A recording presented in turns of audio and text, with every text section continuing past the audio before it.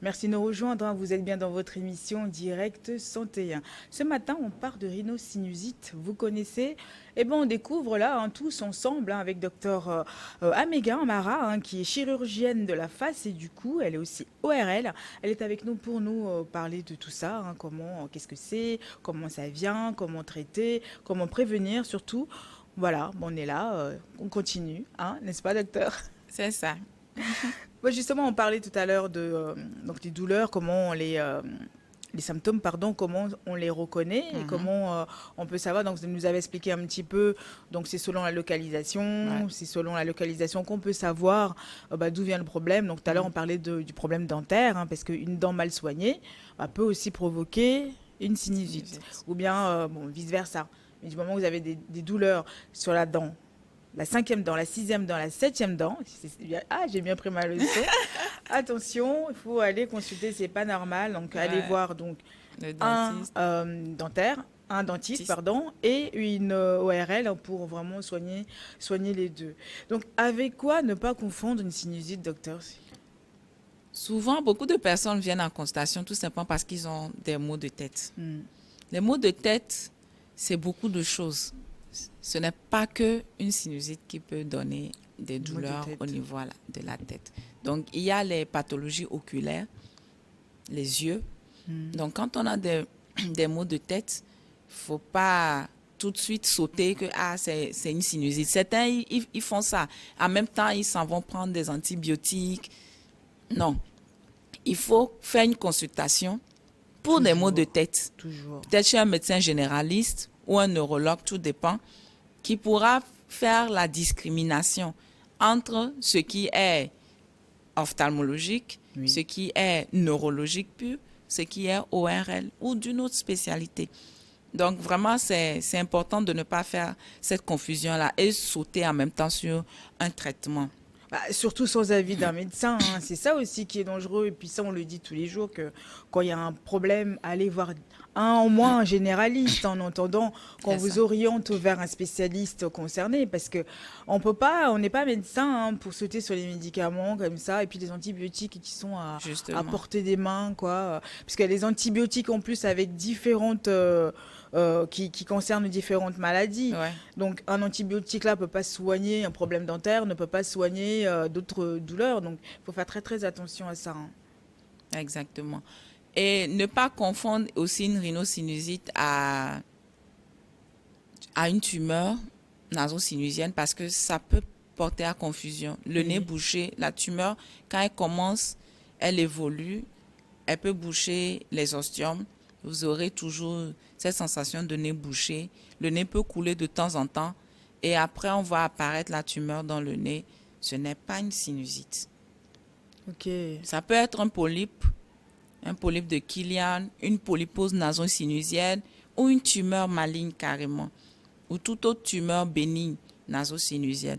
Donc c'est toujours bien de faire une consultation pour faire la différence Entre tout ça, hein. entre tout cela. Donc c'est vraiment important pour ne pas faire des confusions.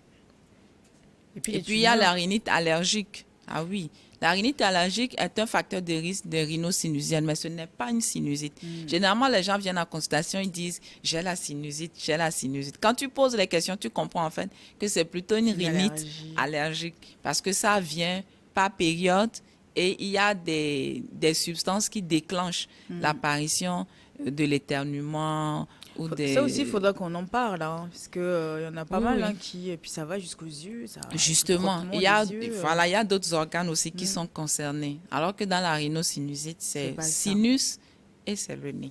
Et c'est le Voilà, nez. ou la dent. Est-ce qu'il existe différentes formes hein, de sinusite? Oui, on va scinder les sinusites en deux grands groupes. Les Oui. sinusites aiguës, donc un rhume banal, au bout de 10 jours, 3 jours, au bout de 10 jours, 15 jours, le nez commence pas à couler différemment. Les maux de tête deviennent plus intenses. Voilà, ça c'est une sinusite aiguë, Aigu. dans un bref délai. On peut avoir des sinusites chroniques, Hmm. déjà au-delà de 3 mois. 3 mois? Oui, un écoulement qui est toujours là. Des maux de tête qui sont toujours persistantes, malgré peut-être un traitement qui a été fait ou qui a été mal fait. Hmm. il y a la chronicité qui s'installe. Autant de temps. Oui. Waouh. Donc, ça dépasse. Vous allez voir des personnes qui vont te dire, ça fait déjà 5 ans qui traînent ça, ou ça fait 6 mois, 9 mois. Ça, on rentre déjà dans le cadre des sinusites chroniques. On peut avoir des sinusites aiguës, mais récidivantes. Ok. Ça fait toujours partie des sinusites aiguës. C'est que ça finit, mais après un temps, ça revient. Voilà. Et là, il faut vraiment chercher la cause. Qu'est-ce qui fait que on a ce rebond-là d'infection rhinosinusienne? C'est que sûrement, soit il y a une malformation, ou il y a un terrain allergique, ou il y a quelque chose qui explique cette récidive-là. Donc, quand on rentre dans les différentes formes, donc il y a le siège. Comme j'ai déjà dit, on a les sinusites maxillaires qui sont les plus fréquentes. C'est ce qu'on rencontre généralement. On a les sinusites des cellules ethmoïdales, donc une sinusite ethmoïdale qu'on rencontre chez l'enfant la plupart du temps. Quand un enfant doit faire une sinusite, un enfant de 3 ans, 4 ans doit faire une sinusite, généralement c'est une sinusite ethmoïdale. C'est une ethmoïdite, on parle d'ethmoïdite. Ce qui veut dire une inflammation de l'ethmoïde, du sinus ethmoïdal. Et ça, c'est vraiment que chez les enfants. C'est typique chez les enfants. Typique chez les enfants. Les enfants ne feront pas une sinusite maxillaire à 3 ans, à 4 ans, non. Mais est-ce que c'est héréditaire? Les facteurs de risque peuvent être d'origine héréditaire. Mais les complications qu'est la sinusite en fait, c'est une complication d'un problème qui était déjà là. Voilà. Ouais. La complication peut ne pas être héréditaire, mais les facteurs de risque qui ont entraîné la sinusite peuvent l'être. Mais est-ce que tout ça, parce qu'une sinusite qui part, qui revient, ça aboutit pas après à des complications plus graves? Oui. Donc, on a les formes compliquées. Les formes compliquées, généralement, c'est une sinusite qui a commencé, qui n'a pas été bien traitée. Oui. Qui n'a pas été bien traitée parce que le sinus est dans un environnement. Donc, il a d'autres organes voisins. Quand je prends, par exemple, une sinusite frontale, on est déjà au niveau du front, donc on a le cerveau tout juste derrière. De là peut partir une méningite. Vous pouvez commencer par faire une méningite ou un abcès cérébral, un empième. Donc, il y a des complications qui peuvent être mortelles. Pareil pour les sphénoïdites, une sinusite du sinus sphénoïdal. Aussi, le cerveau est à côté. Donc, l'évolution peut être également fatale. Donc, de telles sinusites nécessitent des prises en charge vraiment particulières. On peut avoir une cellulite, c'est-à-dire une diffusion de l'infection vers les tissus mous de la face. Donc, du pus qui peut se collecter là ou au niveau du front. Un abcès au niveau de l'œil. Ah bon? Oui. Donc, les annexes de l'œil peuvent prendre l'infection et ça fait un joli abcès qu'il faut inciser, drainer, laver. Voilà. Donc, il y a des complications. Donc, c'est pour ça que quand ça commence, le traitement est toujours mieux quand on se lève tôt. Exactement. Que quand on attend les complications. Exactement. Maintenant, dans les formes chroniques des sinusites, il ne faut pas oublier, on peut avoir des sinusites mycosiques où il y a une greffe de champignons qui vient s'ajouter au milieu microbien qui était déjà là et qui n'a pas été soigné. Mais ça, c'est pas par rapport à ce qu'on respire aussi, là. Ça vient de l'extérieur. Hein. Oui, ça vient de l'intérieur. Ça vient de l'extérieur. Il faut porter les masques. Hein. On reprend les masques, Vite, on reprend les masques. Hein, parce que là, en plus, surtout en ce moment, avec la poussière avec la partout, poussière, justement. Tout le monde est malade. C'est bien de se protéger. Tout le monde est malade. Non, mais il faut reprendre les masques. Parce que là, c'est vrai, on se dit, Covid, et Covid a disparu. Et tout le monde a jeté les masques. Alors que là, c'est la période surtout quand on sort dehors et qu'on est en moto, il faut se protéger. Oui, mais il faut se protéger. Il y a de la poussière partout, des poussières fines, là. Ouais. Et ça rentre vite dans les narines. Ouais. Non, là, avec tout ce que j'entends ce matin, pardon, hein, docteur, là, il faut exiger les masques. Mais est-ce que on peut prévenir tout ça? Oui, bon, là, avec des protections, on peut prévenir. Oui, donc la prévention commence par connaître les facteurs de risque. Ouais. Donc, si vous avez une rhinite allergique qui n'est pas prise en charge, vous avez beaucoup de chances de faire une rhinosinusite. Vous pouvez faire même des complications d'une rhinosinusite qui peuvent aller jusqu'à la greffe aspergillaire dont on a parlé, qui généralement nécessite un traitement chirurgical. Donc, la prise en charge première, c'est la prévention. Oui. Et prévenir, c'est d'abord de détecter quelles sont les anomalies maxillo-faciales que vous avez ou nasosinusiennes qui sont là et on les prend en charge. Si c'est une déviation de la cloison, on peut remettre la cloison dans son axe.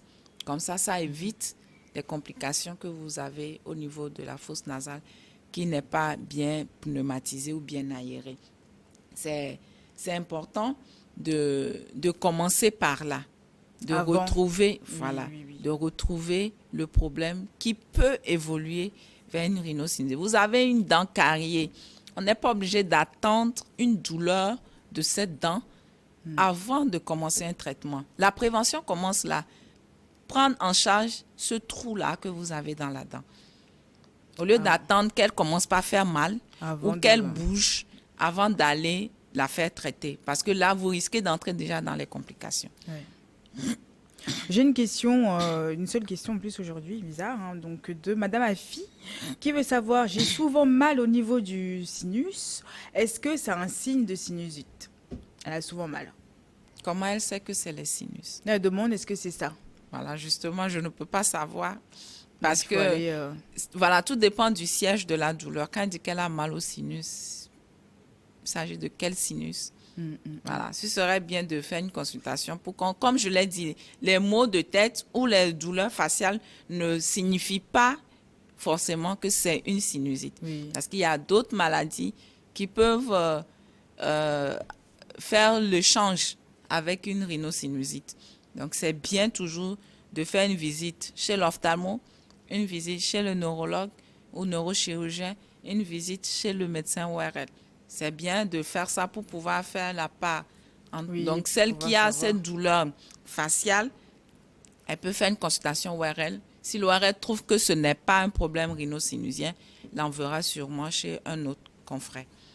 Pour être bien sûr, hein, donc Madame Afi, donc voilà la réponse. Il faut aller consulter pour avoir le cœur net, hein, donc aller déjà voir le RL pour savoir si ça vient de là ou sinon, puisque ça concerne vraiment la face. Il y a d'autres problèmes, il y a d'autres maladies liées à la face, donc déjà faites la première démarche, allez voir l'ORL et après vous allez voir, on va vous guider, c'est ça. Donc vous aussi, si vous voulez envoyer vos questions, n'hésitez surtout pas, hein, notre numéro WhatsApp est à votre disposition, le plus 228 93 91 08 20. Donc n'hésitez pas, nos pages Facebook sont là aussi.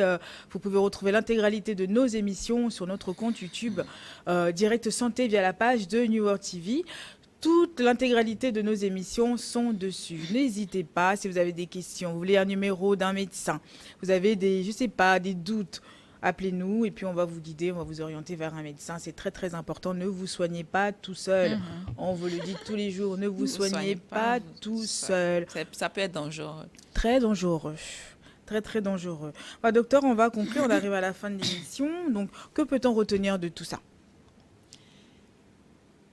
Comme c'est déjà dit, la prévention. Ouais.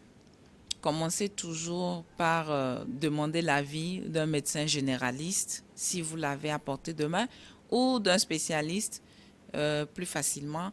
Et comme ça, on fait la part des choses par rapport à vos symptômes. Et si cela s'avère que c'est vraiment une rhinosinusite, on vous prend en charge. Le traitement, il peut être médical, il peut être aussi chirurgical plutôt. Tout dépend de ce que vous présentez comme symptômes et ce que les bilans peuvent révéler. Devant une sinusite aiguë, on n'a pas forcément besoin d'un bilan, d'une radiographie ou de quelque chose. On peut mettre déjà un traitement, une antibiothérapie probabiliste, un bon lavage nasal, un traitement symptomatique pour la douleur. Généralement, ça passe. Ça passe très vite. Maintenant, quand ça rentre dans la chronicité, ou c'est un truc qui dure depuis plus de 3 mois, 6 mois, 9 mois, 1 an, 5 ans, c'est important de faire un scanner ou une radio, selon les moyens, pour qu'on puisse voir exactement qu'est-ce qui se passe au niveau des sinus.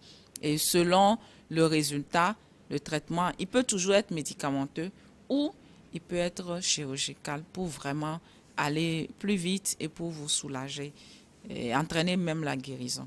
Ah bah c'est super. Mais écoutez, c'est bon à savoir, hein, donc on vous a tout dit, on vous a tout Et dit, je dit, voulais dit, ajouter dit. aussi que Bien la sûr. sinusite, ça se guérit. Voilà.